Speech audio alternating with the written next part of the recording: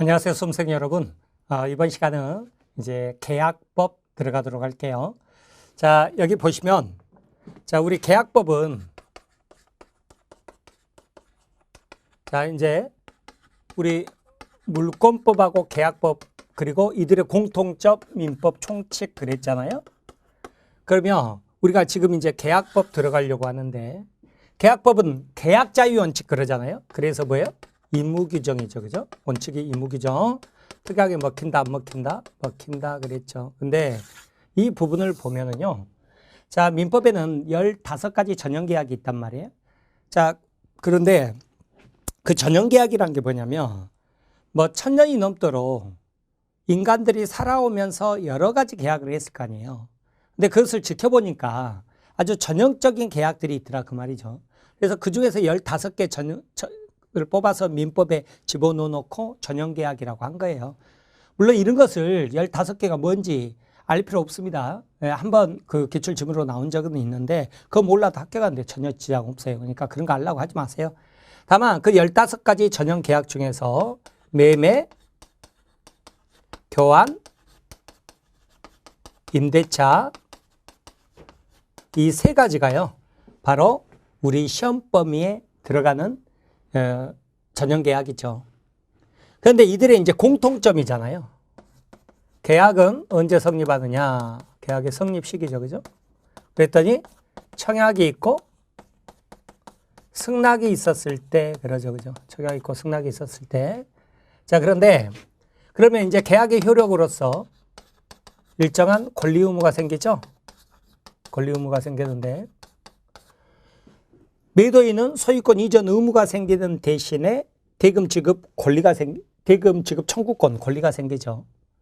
매수인은요, 대금 지급 의무가 생기는 대신에 소유권 이전 청구권 권리가 생긴단 말이에요. 근데 이게 이제 의무 측면에서 보면 하나의 매매 계약인데 쌍방 모두 의무를 부담한다고 그래서 뭐라고 그래요? 쌍무계약 그랬고요. 쌍무계약의 효력으로서 공평의 원칙상 어떻게 해라? 동시에 이행해라. 그 말이죠. 그죠? 그리고 누가 피보느냐의 문제, 위험부담 문제도 있었어요. 그런데 이제 동시행해서 약속을 지켰다 그러면 매수인은 소유권을 취득하잖아요. 물권. 언제? 소유권 이전 늦게 했을 때. 그래서 물권의 세계로 넘어가는데 약속을 안 지켜버렸죠. 채무 불이행이죠. 그죠? 그럼 어떻게 하죠? 상대방은 계약을 해지하고 뭐라는 거예요? 손해배상 청구하죠. 그러고 끝나버린단 말이에요. 예, 물권의 세계로 넘어가 보지도 못한다. 그러죠. 이게 이제 민법의 체계였죠. 그것도 계약법의 체계. 계약 하나하나 다루는 부분이 계약법 각칙이고 이들의 공통점이 총칙인데 오늘 보려고 하는 부분이 총칙이에요. 자, 그러면 자, 쌍무계약 그러면 자, 마음씨 착하신 분은 위로 보인다고 그랬죠? 쌍방울 그래서 안쪽으로 쌍무 바깥으로 유상이란 말이에요. 무슨 말이냐면 쌍무계약은 유상계약이다 오죠. 유상계약은 쌍무다 그러면 이것은 X 그러죠. 그리고 유상계약의 효력으로서 뭐가 나오냐면 담보 책임이 나와요. 자, 그러면 우리 시험 범위에 들어가는 매매교환 임대차는 공통점이 뭐냐면 낙성 불효식 계약이죠. 낙성 불효식. 낙성계약 반대말이 뭐예요? 요물계약이란 말이에요. 요물이 아니라 낙성계약이고 형식이 필요 없다. 불효식. 그 다음에 뭐예요? 쌍무유상이란 말이에요. 쌍무유상. 쌍무유상 그러죠. 그래서 어쩌냐면 교환 임대차에서도요. 자, 이처럼 담보 책임, 동시행 위험부담 문제가 전부 적용이 되는 거죠. 자, 그다음에 자, 특이한 계약 하나가 있죠. 쌍무계약의 효력은 아니에요. 특이한 계약으로서 뭐가 있냐면 제3자를 위한 계약이라는 게 있죠. 네. 이 부분이라면 이 부분이 자, 오늘 볼 부분인 거예요. 오늘 볼 부분. 자, 그러면 이제 청약과 승낙 그랬죠. 자, 이게 뭐였냐면 예를 들어서 A가 여기 구로구 100번지 부동산을 3억 원에 팔게 그랬죠. 팔게. 그러면 B가 좋아. 내가 그 부동산을 3억 원에 살게 그랬죠. 살게.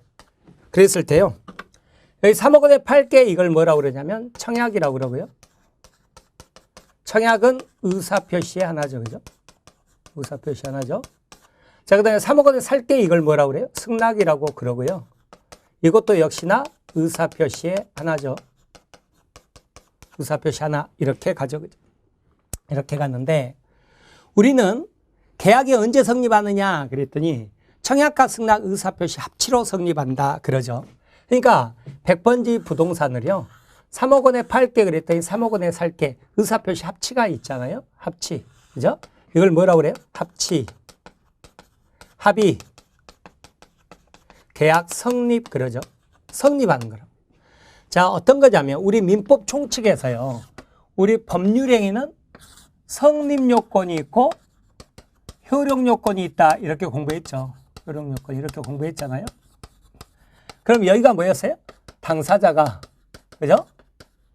목적을 가지고 의사표시를 해야 되는데 이게 유효하려면 어땠어요? 권리능력, 의사능력, 행위능력이 있어야 되고 유효하기 위해서는 확정, 가능, 적법, 사회적 타당성이 있어야 되고 자 의사표시가 일치하고 하자가 없을 것 그랬죠. 그죠? 하자가 없을 것 그랬단 말이에요.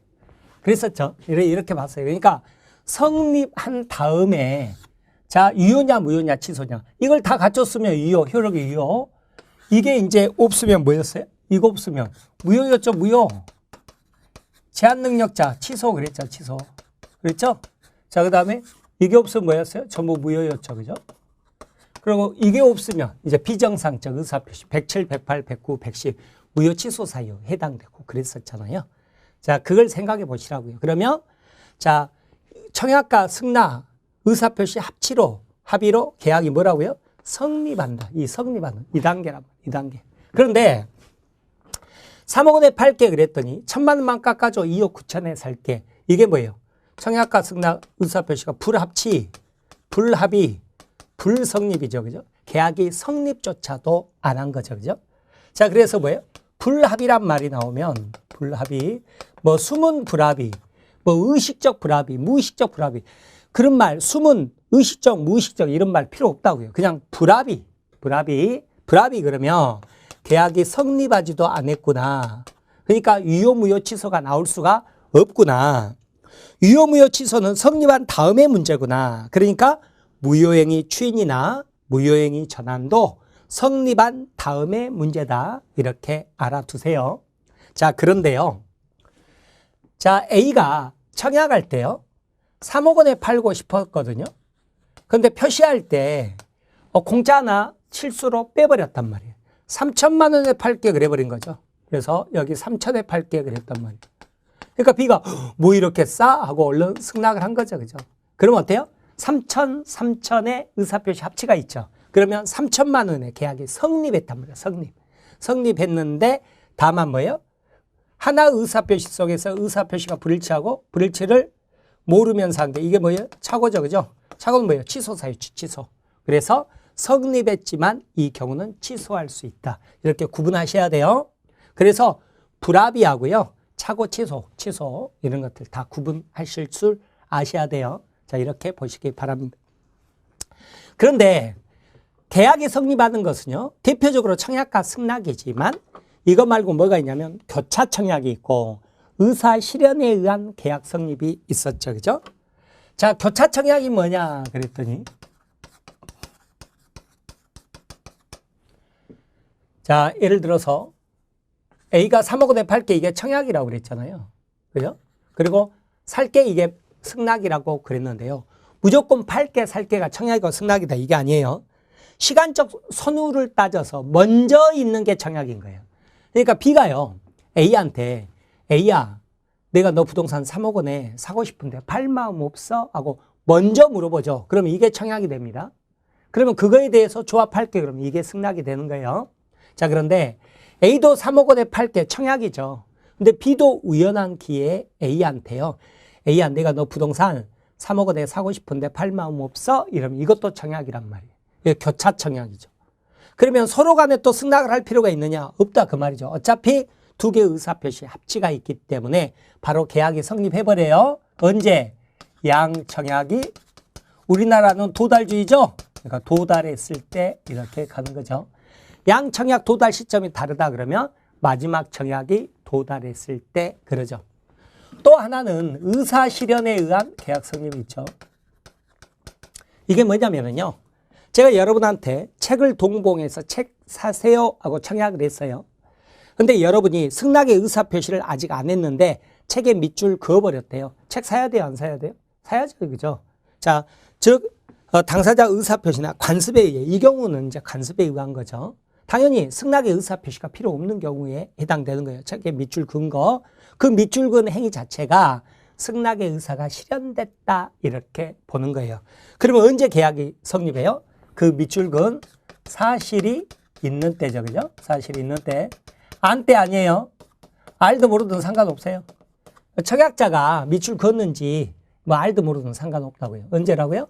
안 때가 아니라 사실이 있는 때 밑줄 그었을 때 계약이 성립한다. 이렇게 세 가지 방법이 있는 거예요. 근데 이런 것들은 이제 간단하게 한 줄 처리되는 거고요. 중요한 것은 청약과 승낙이죠. 그죠? 청약과 승낙인데, 자, 봐보시면. 먼저, 청약은요, 구체적이고 확정적 의사표시해야 된다. 그랬죠. 자, 이때도 확정 한번 나왔잖아요. 확정해야 된다. 이게 뭔 말이냐면, 콕 집어서 100번지 부동산 이래야지요. 만약에 내가 가지고 있는 여러 부동산 중에 어느 하나를, 그죠? 이것은 확정이 안 돼 있단 말이에요. 그런 계약은 해봤자 무효인 거예요. 콕 집어서 3억 원에 이렇게 가야지요. 뭐 시가보다 싸게. 여러분 시가는 확정이 돼 있는 거예요. 우리 그 지상물 매수 청구하면 시가로 매매 계약 체결된다 그랬죠. 그래서 시가는 감정평가 받으면 되기 때문에 확정이 돼 있다고 보는데 시가보다 싸게 이런 게 확정이 안 돼 있어요. 그런 계약은 해봤자 뭐예요? 무효라고 무효예요. 그래서 청약의 의사표시는 승낙의 의사표시가 있으면 바로 계약이 체결될 수 있을 만큼 구체적이고 확정적 의사표시해야 되는데 최소한 두 가지 뭐예요? 부동산 표시하고 대금은 꼭 확정이 돼 있어야 됩니다. 그 다음에 두 번째가 뭐냐면 여러분 자판기 생각을 하라고 그랬죠. 자판기 설치가 뭐라고 그랬어요? 이게 바로 청약이라고 청약. 청약 이렇게 가는 거죠. 그런데 이것 때문에 꼭 여러분이 아셔야 될 게 뭐냐면 이것을 근거로 해서 자판기 여러분 청약은요. 콕 집어서 특정인 B에게 청약을 할 수 있지만 자판기처럼 아무나 뽑아 먹으라 이럴 수 있죠. 즉 불특정 다수인을 상대로 청약을 할 수 있다 그 말이에요. 그런데 승낙의 의사표시는 어쩌냐면 반드시 청약자에게만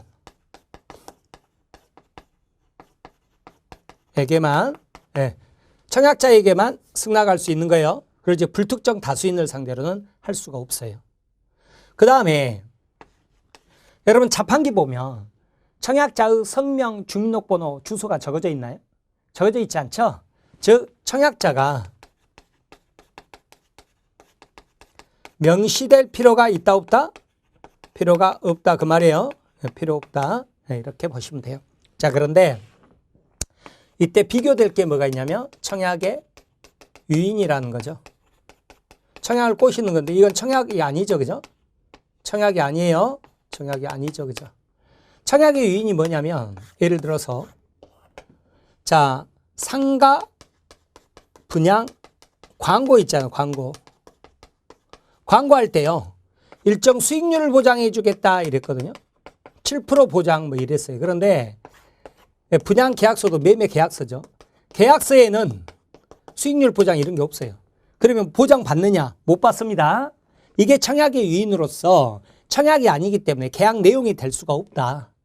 그래서 수익률 보장해 주겠다 이렇게 했지만 계약서에 안 들어가면 수익률 보장 못 받아요. 그러더라도 사기다 아니다? 사기 아니다 그랬죠. 그죠? 네, 사기 아니다. 우리 이것까지도 다 같이 보고 왔었죠. 그죠?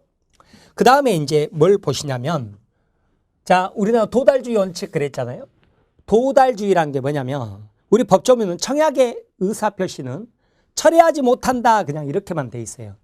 법조문이 그렇게 돼 있기 때문에 법조문대로 나오면 맞는 지문으로 해야 돼요. 청약의 의사표시는 철회하지 못한다. 자 그런데 이것을 해석할 때 어떻게 해석하냐면 청약의 의사표시가 도달한 후에는 철회하지 못한다는 뜻이에요. 도달주의라서. 그 말은 반대로 말하면 도달 전에는 철회할 수 있다는 뜻이라고요. 하지만 청약의 의사표시는 철회하지 못한다. 해제의 의사표시는 철회하지 못한다. 이렇게 나오잖아요. 그럼 둘 다 맞는 지문이에요? 왜? 둘 다 법조문 그대로 나오면 맞는 지문으로 하라고요. 그래서 우리 법조문이 청약의 의사표시는 철회하지 못한다 이렇게 돼 있고요. 뒤에 가면 해지 의사표시도 철회하지 못한다 이렇게 돼 있어요. 네, 그렇게 나오면 맞는 지문인데 도달주의인데 예적 발신주의 있잖아요. 무무사수격 그랬죠. 그죠? 무무사수격. 발을 봐라. 그럼 무다를 사수하는 격 그랬잖아요. 이 중에서 중요한 게 이제 격이죠. 그죠? 격. 격이 뭐예요? 격지자. 격지자 사이 계약의 성립식인 거예요. 성립식인데 자, 청약과 승낙이 있죠. 의사표시 합치로 계약이 성립하잖아요. 성립식이다. 성립식. 그러면 청약의 의사표시는 도달주의니까 도달해야죠. 그죠? 승낙의 의사표시도 뭐예요? 도달해야죠. 우리는 도달주의란 말이에요. 도달주의란 말이에요. 다만 계약은 언제 성립하느냐 그랬더니 승낙의 의사표시가 도달되고 나면 발송한 때로 소급해서 이렇게 표현을 하는 거예요. 소급해서 이렇게 표현을 합니다. 자, 그래서 이제 예적 발신주의 그러죠. 자, 그런데 청약을 하면서요. 10월 30일까지 답을 줘 그랬어요. 이런 것을 우리는 뭐라고 그러냐면 승낙기간이라고 그러죠. 그죠? 승낙기간 이렇게 표현을 하는데요. 자, 이게 이제 뭔지 한번 봐봐요. 저 구체적으로 보면 자, 승낙의 의사표시를 10월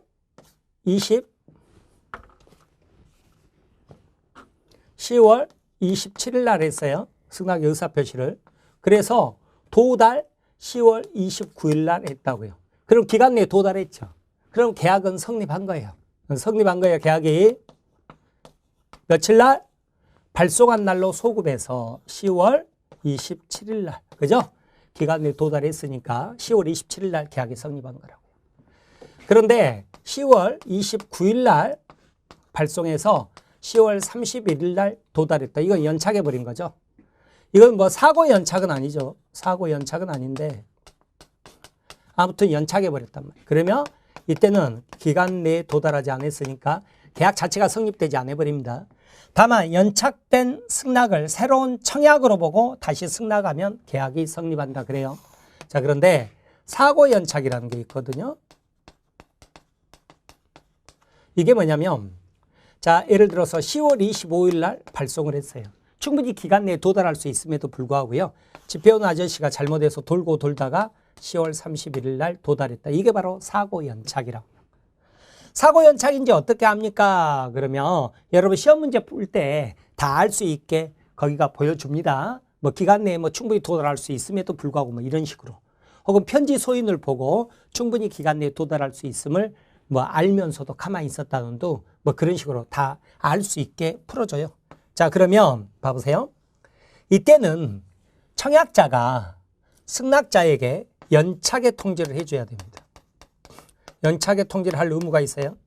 사고 연착이 아닐 때 연착의 통지 의무가 없는데 사고 연착일 때는 연착의 통지를 해줘야 된다고요. 왜 그러냐면 승낙자는 10월 25일 날 발송해 놓고요. 기간 내에 도달했겠지. 그러니까 계약이 성립됐다고 생각하고 이행을 준비하고 있을 거라고요. 그 사람을 위해서 연착의 통지를 해줘야 돼요. 그래야 뭐예요? 계약이 성립하지 않는다 그 말이에요. 성립하지 않는 거예요. 연착의 통지를 하면 성립하지 않는 거예요. 그런데 입 다물고 가만히 있어버렸어요. 그럼 뭐예요? 연착의 통지를 안 하고 가만히 있어버렸죠. 그죠? 있어버렸으면 계약이 성립해버린 거예요. 성립해버린다. 며칠 날? 발송한 날. 10월 25일 날. 자, 이렇게 되는 거죠. 그죠? 이게 이제 청약과 승낙 부분에 있어가지고요. 굉장히 핵심적인 내용이죠. 그죠? 자, 이런 내용들인데, 거기 뭐 교재 380페이지 계약자유 원칙, 제한 뭐 이런 거 읽을 필요 없다고 그랬죠.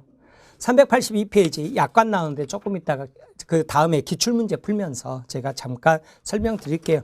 이 약관은 별로 중요하지가 않습니다. 왜 그러냐면 그 약관 규제에 관한 법률이 우리 시험 범위에 안 들어가니까 그래서 그렇게 봐두시기 바랍니다. 자, 그 다음에 거기 보시면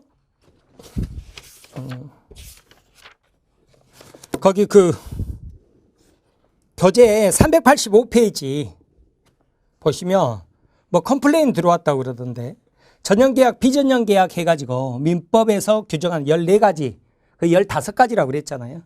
우리 그 앞에 18페이지 보면 보충학습 그래가지고 15가지 종류 제가 자세히 적어놓고 그랬잖아요. 그런데 뭐 14가지로 적어져 있다고 해서 뭐 왜 찾아봤는지는 모르겠어요. 뭐 이것을 뭐 찾아봤더니 뭐 15가지더라. 근데 어떻게 해서 14가지로 적었느냐 뭐 해가지고 컴플레인이 들어왔어요. 일단 제가 잘못 오타가 난 거니까 제가 죄송하기는 한데 뭐 굉장히 강력하게 컴플레인 들어왔다고 그러는데 이것 말고도 몇 개 있어가지고 근데 그 제가 그 이제 뭐 하다 보면 중요한 거면 제가 이렇게 이제 교정 볼 때 중요한 거 중심으로 이렇게 잡거든요. 그런데 이런 것은 뭐 사실은 몰라도 여러분 합격하는데 지장이 없기 때문에 그래서 뭐 변명 여지가 없는 일이긴 한데 일단 사과의 말씀 드려요. 그런데 이런 거 모른다고 해가지고 여러분 합격하는데 전혀 지장 없고요. 저는 그 컴플레인을 글로 해가지고 이렇게 보내셨던데 뭐 강의 들으신 분도 계신지는 모르겠어요. 아니 이것을 왜 우리 수험생이 14가지인데 15가지 아니야 하고 뭐 찾아봤다고 막 이렇게 해가지고 왜 찾아봤는지 그것도 잘 이해를 못 하겠는데 여러분 그러실 필요 전혀 없다고요. 아셨죠? 여러분 그 책 교재 제가 썼어요. 제가 썼는데 오타가 좀 있어요. 워낙 그게 뭐죠? 막 급해가지고 워낙 그 압박감이 있어가지고 그 원고 마감일에 그래서 그러지만 제가 써서 하는 말일 수도 있습니다만 시중 나와 있는 우리 공인중개사 교과서 중에서 상당히 퀄리티 높은 책이라고 제가 자부하는 책이에요. 그러니까 여러분 이 책 보고요. 여러분 합격하는데 전혀 지장 없을 만큼 정말 깔끔하고 괜찮은 책이라니까요. 그렇게 생각하시고요. 보세요. 그리고 이런 오타 같은 거 있으면 제가 그냥 실수했구나 이렇게 생각하시고요. 그리고 질문 주시면 돼요. 아셨죠? 네, 그렇게 생각하시고 여러분 합격하는데 뭐 전혀 지장 없어요. 합격하는데 지장 있는 것은 제가 그 오타 난 것은 종업표로 해서 올려드렸으니까요. 그래서 다시 한번 사과의 말씀을 드립니다만 그런 거에 너무 민감해하지 마시라고 해서 제가 드리는 말씀이에요. 그렇게 생각하시고 보셔요. 자, 아무튼 뭐 계약의 종류, 유상, 무상 넘겨보세요. 386페이지. 이 부분은 쌍무는 유상이다. 근데 유상은 쌍무 아니다. 이거 있죠. 그거 아시라는 거고 문제 풀면서 전부 설명드릴게요. 그 다음에 넘겨보세요. 뭐 계속적, 일시적 뭐 이런 것도 다 별로 안 중요한 것들이에요. 그리고 나면 388페이지 보세요. 이제 계약의 성립 보면 양가로 이번에 불합이라고 나오죠. 불합이 나오는데 불합이 오른쪽 389페이지 보면 의식적 불합이, 무의식적 불합이 이런 거 교과서는 그 구색을 갖추기 위해서 구분해 놨지만 여러분에게 중요한 건 뭐라고요? 키워드가 불합이고 이걸 뭐하고 구분한다? 취소하고 구분해야 된다. 성립 요건, 효력 요건 구분해라. 그거 말하는 거예요. 그래서 한가로 5번에 무의식적 불합이야 차고의 구별 나오죠. 자, 그 다음에 양가로 3번 보면 계약 성립의 모습 나오잖아요. 한가로 1번에 청약과 승낙, 한가로 2번에 교차 청약, 한가로 3번에 의사실현 나오죠. 그죠? 물론 중요한 것은 청약과 승낙이라 390페이지에 나오죠. 청약과 승낙에 의한 계약 성립 이런 것들 나올 거예요. 자, 그 다음에 391페이지 보면 거기 한가로 4번에 청약의 구속력 그래서 우리 법조문은 어떻게 돼 있다고요? 계약의 청약은 이를 처리하지 못한다 이렇게 돼 있다고요. 그러니까 이렇게 나오면 맞는 지문이에요. 맞는 지문. 맞는 지문이에요. 맞는 지문이니까 이렇게 보시고요. 자, 그 다음에 다만 이것을 해석할 때 이제 어떻게 해석한다고요? 계약의 청약은 도달주의니까 도달 후에는 처리하지 못한다 이렇게 해석하는 거라고요. 도달 전에는 처리할 수 있고요. 한가로 5번 뭐 승낙 적격 나오죠. 그죠? 거기 기억본 보면 승낙 기간을 정한 청약 있죠. 청약. 거기 바로 위에 동그라미 2번이 있잖아요. 승낙은 청약의 효력이 존속하는 동안에 하지 않으면 계약인데 계약이라고 적어져 있잖아요. 이것도 컴플레인 하셨더라고요. 그런데 제가 좀 답답했어요. 예, 컴플레인 할 만한 것들이 아니잖아요. 이런 건. 그죠? 왜냐면 이런 거 제가 변명하려고 이렇게 드리는 말씀이 아니라 잘못된 거 있으면 분명히 고쳐야 돼요. 근데 여러분 너무 이런 것까지 막 세세하게 이렇게 해가지고 하시는 분들이 있잖아요. 자기 공부에 합격을 위해서 별 도움이 안 되는 거예요. 안 되는 거여서 그래서 드리는 말씀이에요. 이것을 수업 들으신 분들한테 제가 여러분한테 초장에 오리엔테이션 때 말씀드렸죠. 우리는 학문하는 사람이 아니라 수험생활, 합격하기 위해서 공부하는 거라고 그랬잖아요. 그러면 합격하는데 지장이 없는 것들은 조금 이렇게 넘어가실 필요가 있어요. 그래서 합격하기 위해서 우리는 공부를 한다. 이렇게 생각을 하시고요. 이렇게 막 세세한 것들에 너무 이렇게 민감하게 반응하거나 그러실 필요가 없어요. 그러기를 제가 부탁드려요. 왜냐하면 여러분이 합격하셔야 되니까 그렇게 생각하시고 보시기 바랍니다. 자, 그 다음에 기억본 보면 자, 승낙 기간을 정한 청약 나오죠? 이게 이제 승낙 기간이란 말이고 다만 뭘 알아두시냐면 니은번 승낙 기간을 정하지 않는 청약도 있단 말이에요. 유효, 무효. 유효. 그렇게 알아두세요. 다만 그때는 언제까지 그러면 승낙해야 되는데 그랬더니 며칠 안에 이렇게 돼 있는 게 아니라 그냥 상당한 기간 내 이렇게 돼 있어요. 상당한 기간 내. 자, 그래서 자, 보시면 거기 보시면 양가로 2번 승낙에서 528조 1항이 승낙 기간을 정한 계약의 청약 이렇게 돼 있고요. 넘겨보시면 392페이지 메뉴에 529조 나오죠. 승낙 기간을 정하지 않는 계약의 청약 나올 거예요. 이것도 유효라고요. 다만 이때는 언제 상당한 기간 내 승낙의 통지를 받지 못하면 청약의 효력은 잃는다 나오죠. 그죠? 네, 그런 내용들이 있죠. 자, 그 다음에 한가로 2번에 승낙의 요건에서 맨 아래 보면 동그라미 5번에 사고에 의한 연착 나올 거예요. 사고에 의한 연착 이거 설명드린 내용이죠. 그리고 나면 293페이지에 동그라미 6번 메뉴에 변경을 가한 승낙 나오죠. 이것도 봐보세요. 3억 원에 팔게 그랬더니 1,000만 원만 깎아줘 2억 9천에 살게 그러면 계약 성립하지 않는다고 그랬잖아요. 이게 뭐예요? 조건을 붙이거나 변경을 가한 승낙이죠. 그러면 이것을 새로운 청약으로 보고 어떻게 하는 거예요? 다시 승낙을 하면 어때요? 계약이 성립한다. 이렇게 가는 거죠. 한가로 3번에 승낙의 효력 발생 시기 나오죠. 즉 계약의 성립 시기인데 대여자가 아니면 당연히 뭐예요? 도달주의죠. 그런데 격지자 간의 승낙 그렇죠? 계약의 성립 시기인데 격지자 간의 계약은 승낙의 통지를 뭐예요? 발송했을 때 성립한다. 이런 말이 나올 거예요. 393페이지 그 아래 의사실현에 의한 이제 계약 성립 나오죠. 532조죠. 책임 밑줄 그었다. 청약자 의사표시나 이런 경우는 간섭에 의하여죠. 승낙의 통지가 필요하지 아니한 경우 계약은 승낙의 의사표시로 인정되는 사실이 있는 때 거기가 핵심이에요. 사실이 있는 때 왜요? 그 사실을 안 때가 아니라 사실이 있는 때 성립한다. 그렇게 보시면 되고요. 394페이지 보면 메뉴에 양가로 2번 교차 청약 나오죠. 그죠? 교차 청약 나오는데 당사자 간에 동일한 내용의 청약이 상호 교차된 경우 양 청약이 상대방에게 뭐예요? 도달한 때 계약이 성립한다. 네, 그렇게 보시기 바랍니다. 자, 이렇게 보시면 우리 이제 어디를 본 거냐면 청약과 승낙에 대해서 다 살펴본 겁니다. 네. 자, 그러면 이제 395페이지 오세요. 계약 체결상 과실 책임 나오죠. 그죠? 네, 이 부분이죠.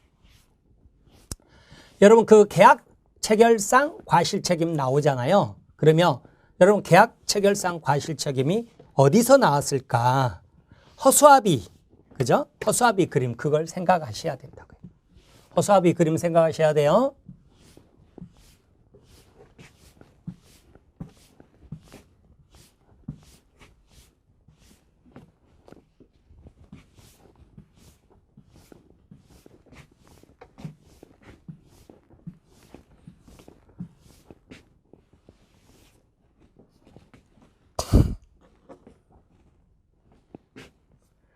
자, 굉장히 중요한 그림이었죠. 네.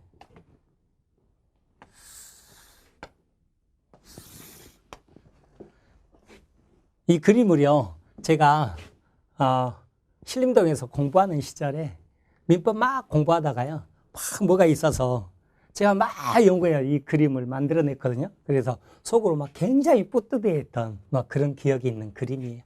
근데 되게 많은 것을 담고 있거든요. 그래서 제가 여러분한테 굉장히 강하게 추천하는 그림, 꼭 알고 가시라는 그림이죠. 그죠?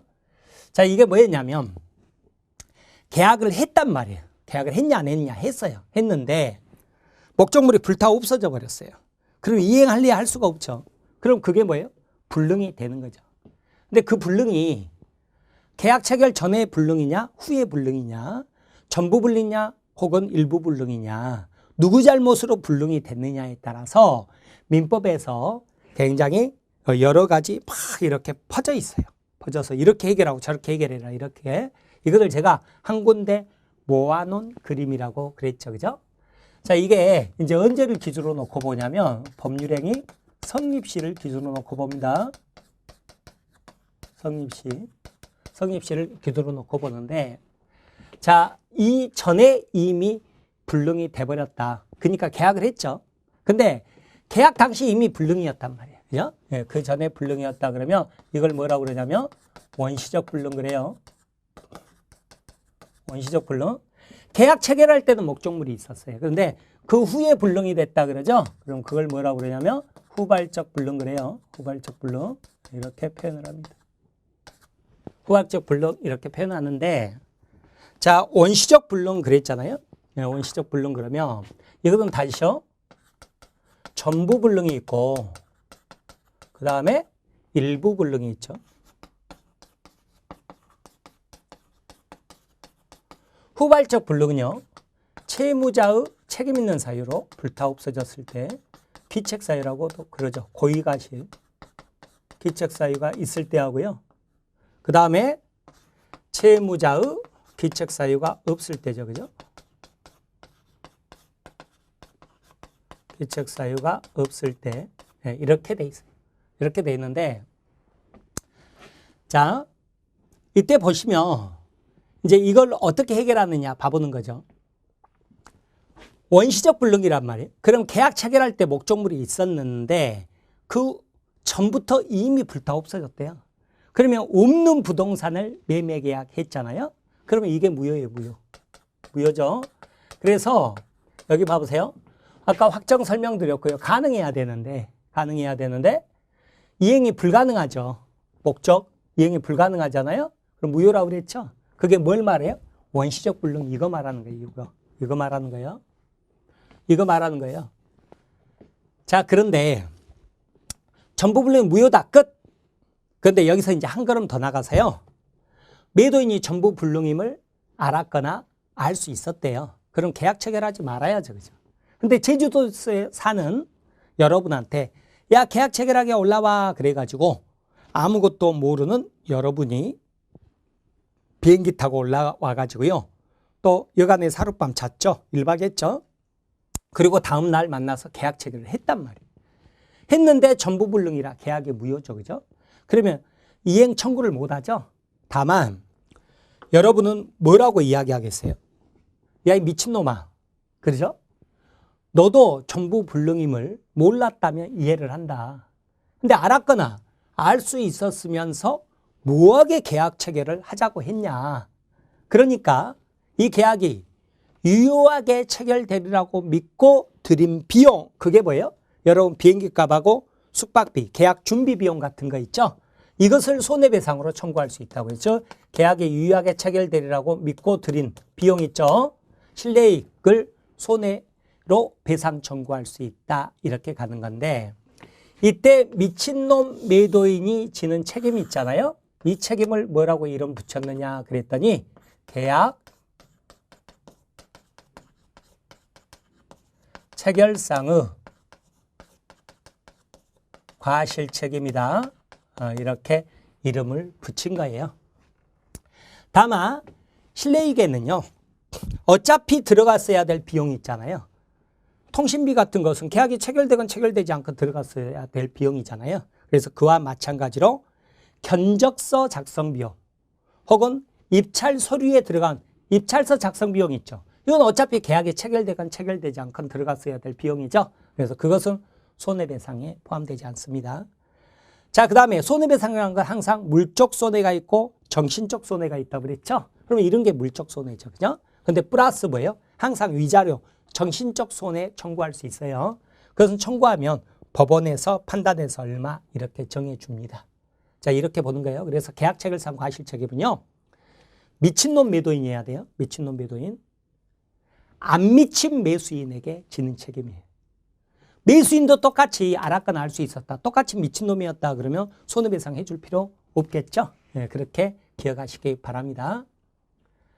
자, 그 다음에 이제 일부 불능일 때 우리 일부 무효는 전부 무효 그러잖아요. 그런 것처럼 일부 불능은 전부 불능이라고 그래요. 전부 불능. 이렇게 말을 하죠. 그럼 이 계약은 무효죠. 그죠? 무효. 이렇게 가는 거죠. 근데 이것은 무상계약에서 쓰는 용어예요. 무상계약에서. 근데 우리 시험법에는 다 뭐예요? 유상계약이죠. 유상계약. 유상계약이니까 유상계약에서는 어떤 용어를 쓰냐면요. 수량 부족, 일부 멸실 이런 용어를 써요. 일부 멸실 이런 용어를 쓰는 거예요. 자, 그래서 자, 수량 부족, 평당 얼마 이렇게 계약을 했단 말이에요. 그래서 100평인 줄 알았는데 나중에 측량해 보니까 90평이더라. 그러면 원시적으로 10평이 부족했다는 뜻이죠. 그 다음에 창고만 먼저 불타 없어졌다더라. 이런 경우죠. 그죠? 자, 그러면 이때는 예를 들어서 100평인 줄 알았는데 90평밖에 안 되더라. 그러면 10평이 원시적으로 부족했다. 그럼 90평이라도 있잖아요. 그러니까 계약 유효 무효. 유효예요. 여기는 계약의 유효라는 거 알아두셔야 돼요. 다만 이때 매수인은 선택할 수 있죠. 90평이라도 가져올게. 대신에 10평 값은 빼줘. 대금 감액 청구할 수 있겠죠. 또는요. 90평만으로는 원래 계획했던 집을 지을 수가 없다. 목적 달성할 수 없다. 그러면 어떻게 해야 되겠어요? 계약을 해지하고 손해배상 청구할 수 있어야죠. 자, 그렇게 할 수 있다고 어디에서 규정하고 있느냐 그랬더니 매도인의 담보책임에서 규정을 하고 있어요. 그래서 담보책임은요. 유효일 때 담보책임이에요. 경매도 권리하자는 담보책임이 적용되거든요. 물건에 하자는 담보책임 적용 안 되지만 경매에서는 그때도 경매가 뭐예요? 유효여야 담보책임이지 경매가 무효면 담보책임이 나올 수가 없어요. 그것도 여기서 같이 봐두시기 바랍니다. 그 다음에 후발적 불능일 때는요. 자, 계약 자체는 뭐예요? 유효다. 이것도 굉장히 중요합니다. 후발적으로 불능일 때 계약 자체는 유효라고요. 꼭 알아두셔야 돼요. 왜? 계약할 때 목적물이 있었으니까. 자, 그런데요. A하고 B하고 부동산을, 그죠? 자, 3억 원에 그러죠? 3억 원에 그랬잖아요. 3억 원에 그랬는데. 자, 이렇게 했을 때, 이렇게 계약을 했을 때, 여러분, 하나의 매매 계약인데, 쌍방 모두 의무를 부담하죠. 그죠? 쌍방 모두 의무를 부담하거든요. 그래서 쌍무계약이라고 그랬잖아요. 그러면 목적물을 뭐라고 그러냐면 급부 의무라고 그러고요. 그 다음에 3억 원 이것을 반대급부 의무 그래요. 반대급부 의무. 혹은 대가 의무 그래요. 대가 의무 이렇게 말을 하는데요. 급부 의무를 기준으로 놓고 봐보세요. 그러면 누가 채무자죠? 채무자. A가 의무자, 채무자죠. 급부 의무를 기준으로 놓고 보면. 그런데 반대급부 의무를 기준으로 놓고 보면 누가 채무자죠? B가 채무자죠. 그러니까 하나의 매매 계약에서 하나의 매매 계약이죠. 쌍방 모두 의무를 부담하기 때문에 그 의무가 어느 것이냐, 어느 것을 기준으로 놓고 보느냐에 따라서 채권자, 채무자가 바뀌어버린다고요. 그런데요. 반대급부 의무, 대가 의무는요. 돈이잖아요. 이것은 불능이란 게 없어요. 왜냐하면 이 세상에 돈이 다 사라졌다 이럴 수가 없잖아요.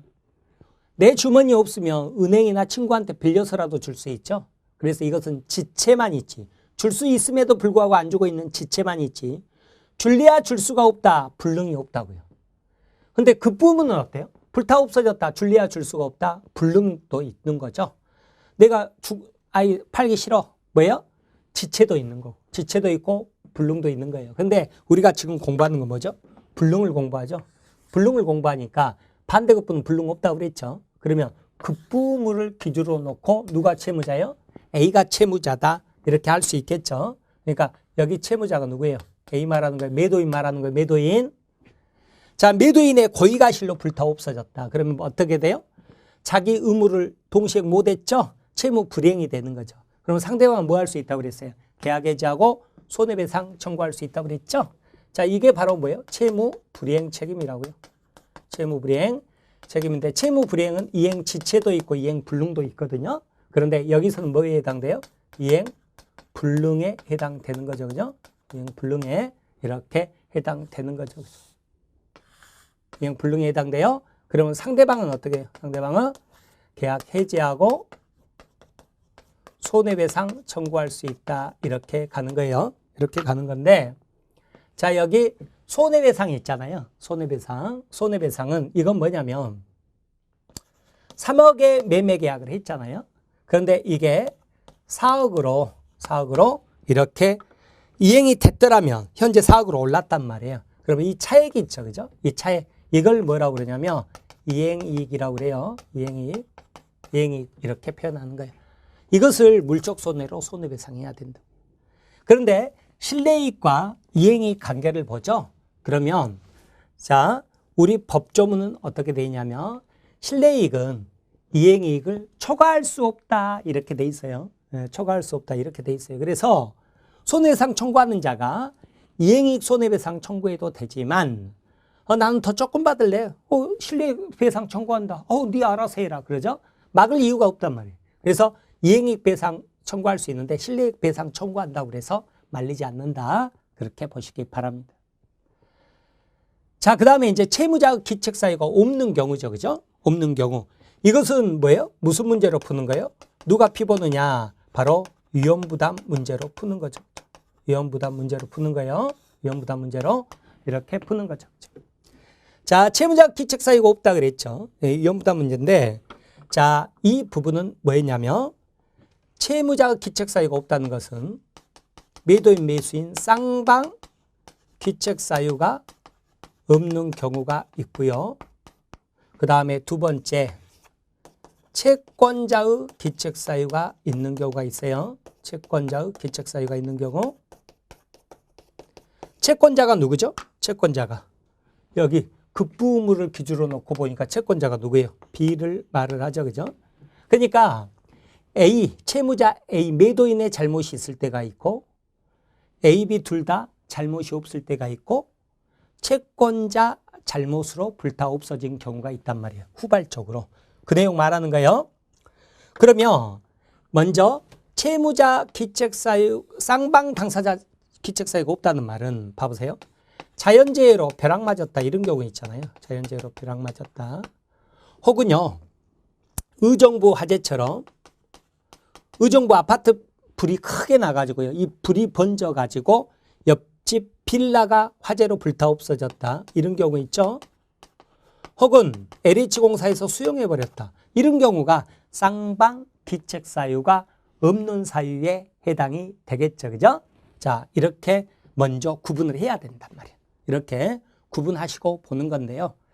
지금 여기 이제 위험부담 문제로 들어가 보는 거예요. 위험부담 문제로 들어가려고 하는데 위험부담 문제 보면 자, A하고 B하고요. 부동산을 3억 원 그랬죠. 3억 원 그랬는데 자, 이때 보시면 지금 쌍방 기책 사유 없는 사유로 그러니까 옆집 화재로 이게 불타 없어져 버렸죠. 그죠? 그랬을 때 A는 자기 채무를 면하잖아요. 면한 대신에 우리 법은 뭐라고 되어 있냐면 상대방에게 3억 원 이행을 청구할 수 없다. 이렇게 정해져 있어요. 그러니까 결국은 결론이 어떻게 되죠? A가 불타 없어진 집 껴안고 가는 거죠. 피 보고 끝나는 거죠. B는요. 아무런 손해가 없잖아요. 그래서 그 의정부 화재 사례에서 B가 어땠어요? 계약금을 이미 준 상태였죠.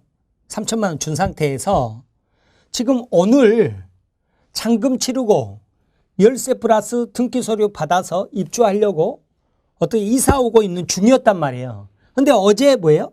옆집 화재로 이게 불타 없어져 버렸단 말이에요. 황당한 사례죠. 그죠? 이 문제를 어떻게 해결할 것이냐? 그 문제라고요. 그러면 B는 어떻게 돼? 3억 원 줄 필요가 없으니까 지금 계약금 준 거 있죠. 계약금 준 거 반환 청구하고 끝나는 거죠. 이행 청구는 못 하죠. 불타 없어져 버렸기 때문에. 그래서 A는 자기 채무를 면하고 이러고 끝나버린단 말이에요. 끝나버리는데 그러면 이런 때는 이제 어떻게 해결을 해야 되느냐? B가 이삿짐 센터에 뭐 짐 맡겨놓고 그죠? 여간에서 하룻밤 이틀밤 자면서 빨리 다른 집 구해야 될 거 아니에요. 근데 그때 그 이삿짐 보관비용 이것도 몇십만 원 들죠. 그리고 여간비를 매도인 A에게 청구할 수 있느냐 이 문제거든요. 이게 바로 손해배상이잖아요. 위험부담에서는 손해배상 청구 못해요. 왜요? A가 잘못이 없기 때문에. A가 채무자가 잘못했을 때 손해배상 청구할 수 있지. 위험부담은 채무자도 잘못이 없기 때문에요. 채무자에게 손해배상 청구 못합니다. 그리고 이러고 그냥 정리하고 끝내라 하고 법으로 정해져 있어요. 이걸 우리는 뭐라고 그러냐면 누가 피봐요? A 채무자가 피본다. 그래서 뭐라고 해요? 채무자가 위험을 부담한다. 이렇게 표현을 하는 거예요. 이렇게 표현하는 거죠.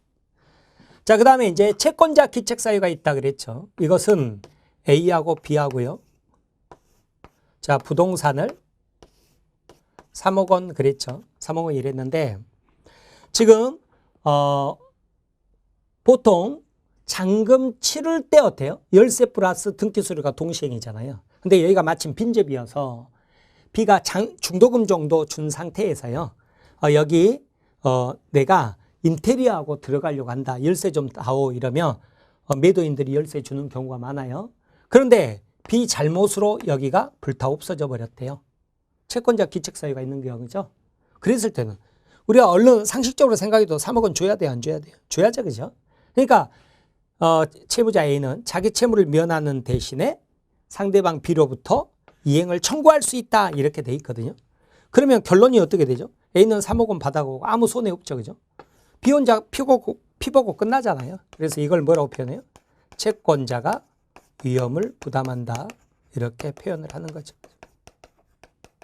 부담한다. 이렇게 표현하는 거예요. 자, 그 다음에 하나 더요. A하고 B하고 그랬죠. 부동산을 3억 원 그랬죠. 그죠? 네, 3억 원 이렇게 했었는데 이번에는 자, 잔금날 매도인 A가 등기 서류 동시행하려고 들고 갔거든요. 이행 제공이죠. 그죠? 근데 B가 안 나타나 버렸어요. 외국 여행 가서. 근데 이행을 못 했겠죠. 얘가 뭐예요? 수령 지체 중이죠. 그죠? 수령 지체 중에 쌍방 당사자 책임 없는 사유로 불타 없어졌단 말이에요. 기책 사유 없다. 그럼 결국은 누가 잘못했다는 뜻이에요? B가 잘못했다는 뜻이죠. 이게 이제 의정부 화재가 발생했죠. 언제? 수령 지체 중에. 그럼 결국은 B가 잘못했다는 뜻이죠. A는 3억 원 청구할 수 있어요. 결론이 똑같아요. 자, A는 채무자는 의무를 면하는 대신에 상대방 이행을 청구할 수 있다. 이렇게. 그러면 A는 3억 원 받아가는 거고 B 혼자 피보는 거죠. 그죠? 결국은 뭐예요? 채권자가 위험을 부담한다. 근데 이건 판례는 아니라 학설이라서요. 지금은 요즘은 잘 안 내더라고요. 근데 과거에 기출문제로 한 2번 나온 적이 있는데 수령 지체 중에 채무자 A 있죠. 그죠? 채무자 A죠.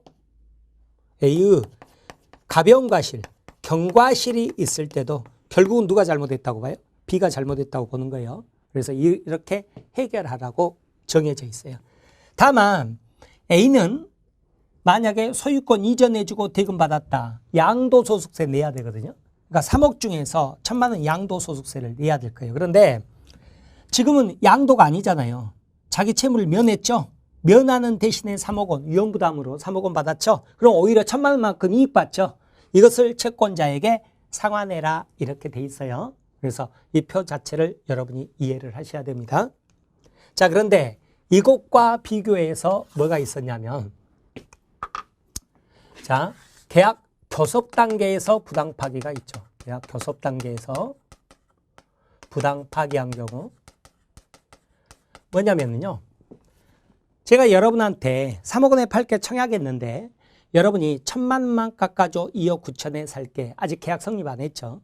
근데 제가 곤란한데 하면서 일단 올라와봐 만나서 이야기하게 이랬더니 여러분이요. 아니 지금 그냥 올라가 봤자 비행기 값만 들지 계약 체결할지도 모르는데 내가 왜 올라가? 그랬죠. 그래서 제가 뭐라고 그러냐면 아니 일단 올라와 보라니까. 아니 뭐 저기 계약 체결은 계약 체결이고 대금은 뭐 500 깎아줄지 1000 깎아줄지는 좀 만나서 이야기하자니까. 이게 무슨 말이에요? 여러분이 얼른 생각할 때는 제가 팔겠구나 계약은 체결하겠구나 이 생각이 드시죠. 다만 대금을 500만 원 깎아줄지 1000만 원 깎아줄지는 만나서 이야기하자 이렇게 생각을 한 거죠. 그래서 계약 체결의 기대를 안고 여러분이 또 비행기 타고 올라와서 1박 했거든요. 다음날 만났어요. 아직 계약 체결 안 한 상태죠. 근데 제가 보자마자 뭐라고 그러냐면 안 팔아 내려가 그래 버리는 거예요. 여러분 황당하죠, 그죠? 여러분이 장난해 그랬더니 내가 뭐라고 그러냐면 우리가 언제 계약 체결했어? 계약 체결도 안 했잖아. 나 마음 바뀌었어? 안 팔아 이랬을 때 여러분이 나한테 뭔가 청구할 수 있느냐 이 문제거든요. 계약 체결은 강제하지 못합니다. 왜? 계약자 원칙 때문에 계약 체결을 강제하지는 못해요. 아셨죠? 다만 이때도 여러분은요.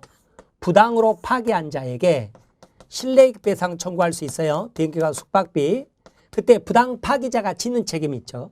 이걸 뭐라고 이름 붙였느냐 그랬더니 제가 우리나라는 양대 책임이라고 그랬죠. 계약의 세 개 다 계약 책임. 채무 불이행 책임, 계약 책임 대표적인 예잖아요. 계약 체결상 과실 책임도 계약 책임으로 봅니다. 근데 계약의 세 개가 아니죠. 그죠? 그럼 무슨 책임이라고 그랬어요? 불법행위 책임 그랬죠. 불법행위 책임. 이렇게 알아두세요. 그래서 이 박스 5개 다 채울 줄 아셔야 돼요. 여기다가 채무 불이행 책임이니 계약 체결상 과실 책임이니 그러면 X죠. 그죠? 여기다가 계약 체결상 과실 책임이 해도 X고요. 이 허수아비 표 이거 자체를 여러분이 알고 계셔야 됩니다. 아셨죠? 자, 이렇게 보시기 바랍니다. 자, 그러면 이번 강의는 이것으로 마치고요. 다음 강의에 이어서 이 표 교과서로 확인해 볼 수 있도록 그렇게 하겠습니다. 자, 여러분 대단히 수고 많으셨습니다. 감사합니다.